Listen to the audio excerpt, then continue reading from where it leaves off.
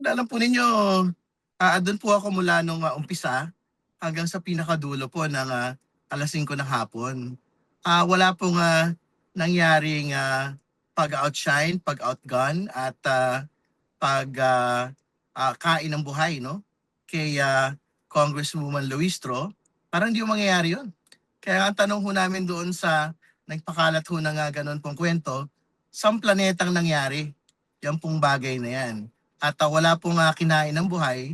Ang meron alam ko, may kumain ng lumpia kasi masarap po yung inahing pagkain ng, Senate Impeachment Court 'no, doon po sa dalawang panig. So, very accurate naman po yung, inihayag din po, ng prosecution at, ng defense panel po noon pong, nagdaan 'no, kung saan, meron pong ilang mga, pinag-usapan pero wala pong naging, mahigpit na pagtatalo sa pagitan po ng dalawang panig.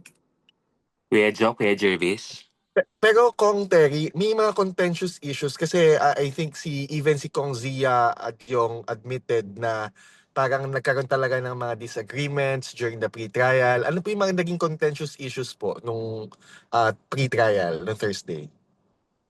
Wala naman masyado and, I think, yung pong, napag-usapan lang naman po diyan yung, form of how the pre-trial will proceed. So, ang nangyari na nga po, which expedited the proceedings is that if, each party has objections on admissions, stipulations, and proposals, isasabit na lang po ito, in written form 'no. So, the Senate Clerk of Court is basically, going to expect submissions on objections noon pong magkabilang panig 'no. So, I think, mas yun po yung, more accurate, depiction of the events. And, katulad ho ng binigay for example ni defense panel, spokesperson Attorney Michael Poa, talaga naman po nga bahagi po ito noon pong, mga harapan ng magkakabilang panig. Pero to basically portray it as though parang may nag-away or mayroon pong,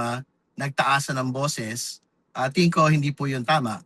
I think we need to, make the point na our lead prosecutor, Congresswoman Jervil Luistro, and of course the lead of, the defense panel, magagaling po itong mga kababaihang abogado. No? So, we expect, nothing less from both of them. So, I think yun po yung fairest and most accurate depiction of how they conducted themselves during the start of the pre-trial.